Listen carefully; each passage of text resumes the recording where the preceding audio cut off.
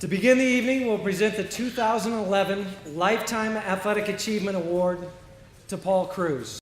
Paul was an Alaska State champion in the Alpine and combined events at West Anchorage High School before he enrolled at Western State College. He finished second at the 1970 NCAA Championships for the Alpine Combined and General Slalom. Paul was a regular visitor to the podium in his final 2 seasons before he graduated with a business administrator's degree in 1970. Paul became head coach at the, bear with me here, Alyeska Ski Club. He became head coach in 1990, and until his retirement in 2001, he coached 5 national championships and 48 All-Americans.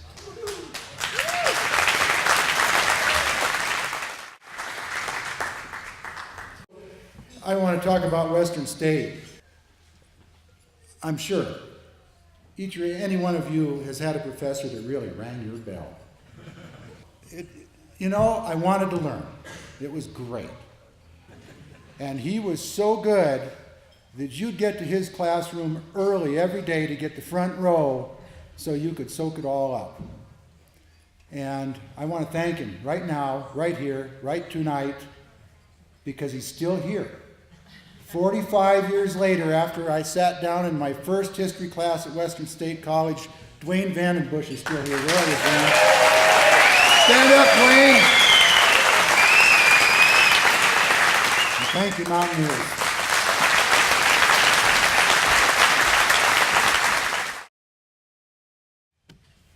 Chris Ellerby Curtis. She immediately contributed for the Mountaineers in her freshman season with 43 blocks and 120 rebounds. Chris wrapped up her senior season with a program record 321 rebounds, along with 64 blocks, 60 steals, 231 points, not too shabby. She earned all RMAC, academic all-district honors for the 3rd straight season. Chris still has more than triple any other Mountaineer in career block shots and still holds a career record in rebounds. Now please welcome into the Mountaineer Sports Hall of Fame, Class 2011, the Denver Post, quote, Queen of the Block, Chris Ellerby Curtis. Looking back, it's funny how I ever became involved in the sport of basketball. I started out as a cheerleader, and I hated it. Luckily for me, basketball is a winter sport, so I tried out for the team. I made the team, and I know it was not because of my abilities. I have a feeling that being 5'10" had a lot to do with my being selected. And it's one of the best decisions I've made in my life was to stay and receive my education and play basketball for Western State. I learned a lot of lessons at Western, and lessons I've learned by playing basketball at the collegiate level have driven a lot of decisions that I've made today. My freshman year, the women's basketball team went 9-17. There was a lot of room for improvement, and after that, but we never gave up. I think it was the love of the game that kept us going. We worked hard and continued to improve until eventually we made the district playoffs during my junior year. I look back at those long drives, 1-star hotels, and pre-game meals at the Golden Corral, which just added to the adventure, which was women's basketball. But I can honestly say I haven't eaten a chicken fried steak since then. I look back at my 4 years at this institution with pride and fond memories.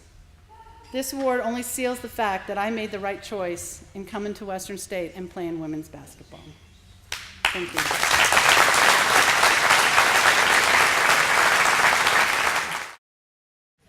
Harvey Dalton. As a wrestler for Hall of Fame coach Tracy Boren, Harvey dominated the Rocky Mountain Athletic Conference throughout his career. He's the only Mountaineer wrestler to win the conference championship all 4 seasons and was a 4-time qualifier for the national championships.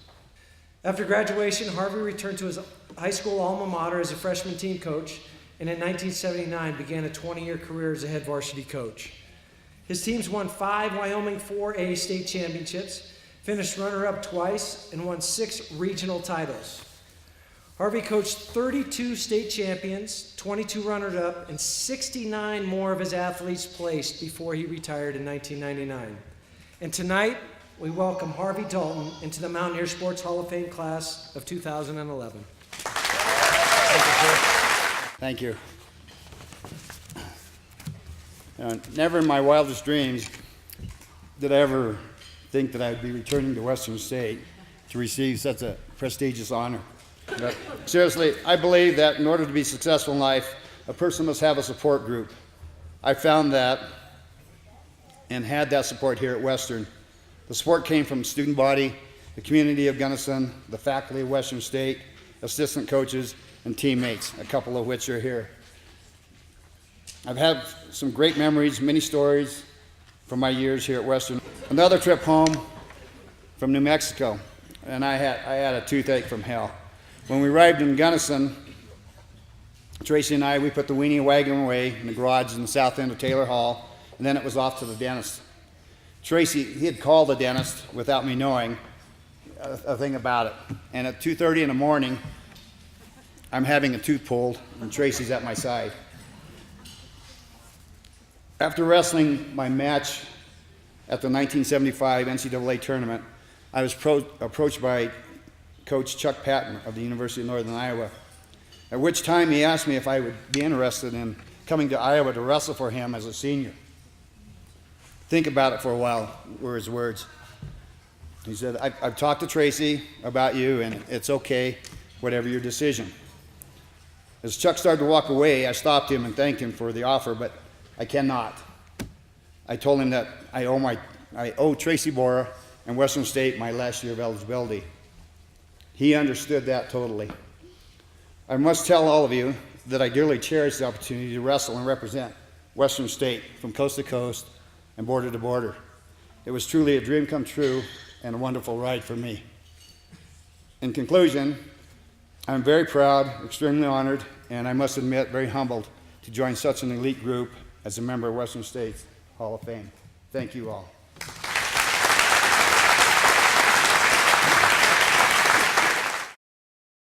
Jay Hellman.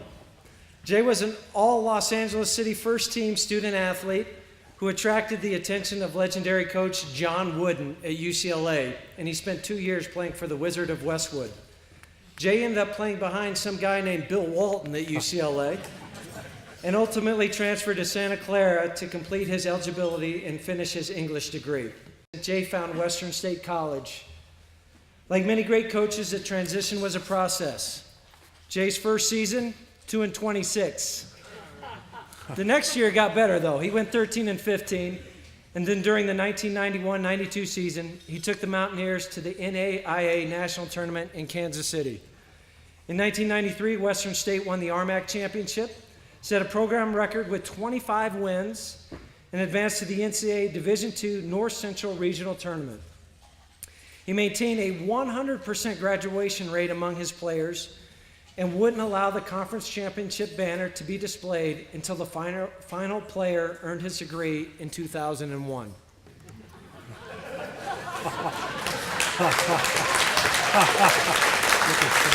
Where is it? Hey, you earned it. All right. Jay spent one more year on the sideline before retiring from coaching with 72 victories. He moved full-time into college administration as vice president for academic affairs, and in February 2002 was named the 13th president of Western State College. Jay has led Western State through one of the largest capital improvement campaigns in college history and successfully gained the approval for the return of graduate programs on campus. Ladies and gentlemen, please welcome into the Mountaineers Sports Hall of Fame class of 2011, Dr. Jay Hellman. This is a wonderful recognition, and certainly for me, it's one of the most humbling and one of the greatest honors I've ever received in my life. And there are many people, of course, to whom I owe great gratitude. And I'd like to begin with these two people. My wife, Dawn, and my daughter, Devon, are first and foremost that I want to say thank you to.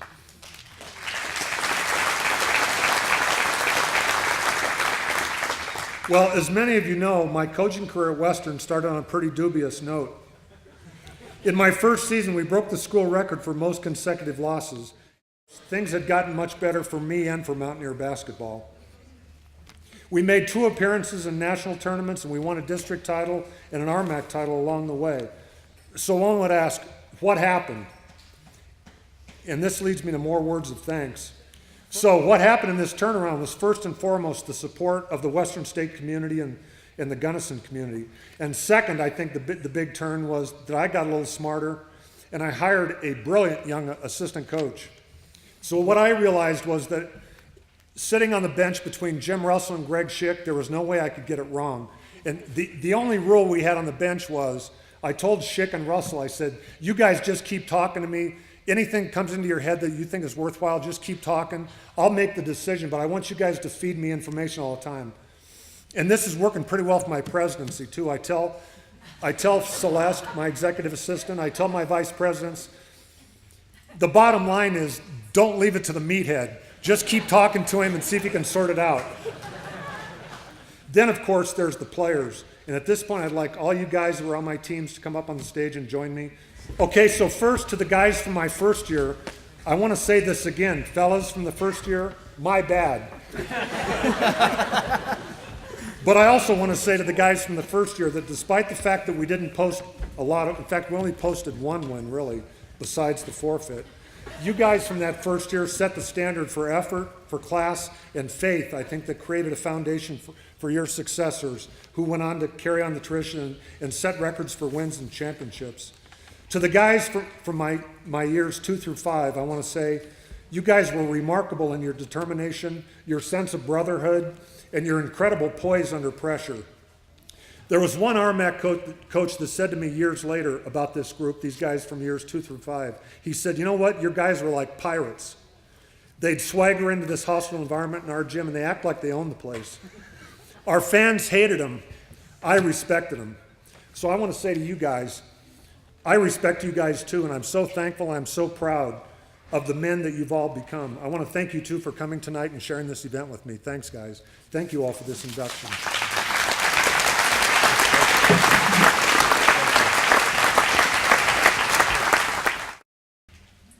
Our final group, and I say group because it involves the 1976 Mountaineer football team. This team won its 4th straight RMAC championship and qualified for the national playoffs for the first time in school history in 1976.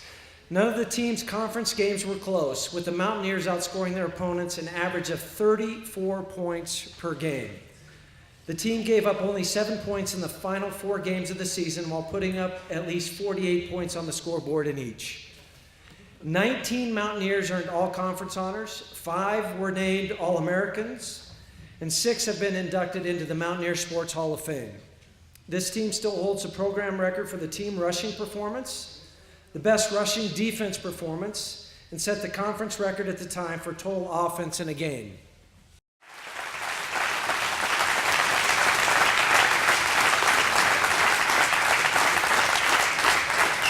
Ladies and gentlemen, the 1976 football team, welcome them into the Mountaineer Sports Hall of Fame.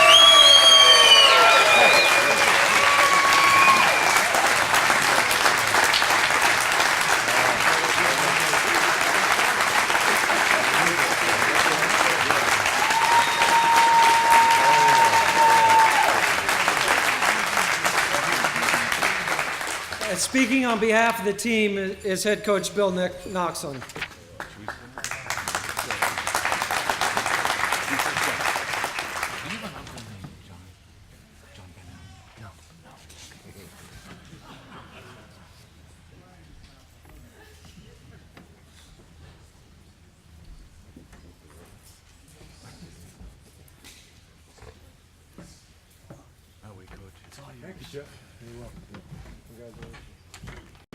I don't know what more there is to say. You gave all the statistics. This was a great bunch of guys. It was a team sport. We didn't have a star. We had several stars, as pointed out. 19 all-conference players, 5 All-American, 6 people in the Hall of Fame up here. I'm just repeating some things you said. You stole my thunder. We really thank you all for letting us be here, and I think these guys really deserve to be here in the Hall of Fame. Thank you. Good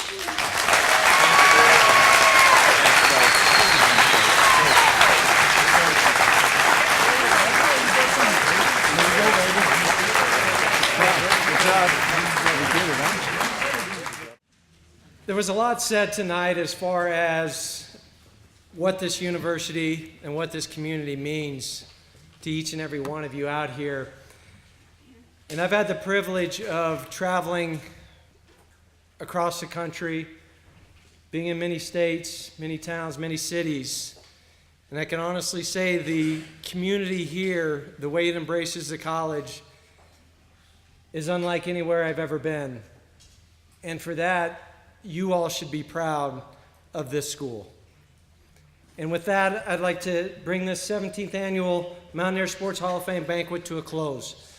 But don't forget, tomorrow there's a 1 p.m. kickoff in the Mountaineer Bowl as Western State takes on Fort Lewis. And one more round of applause, please, for our inductees: Paul Cruz, Chris Ellerby Curtis, Harvey Dalton, Jay Hellman, and the 1976 football team.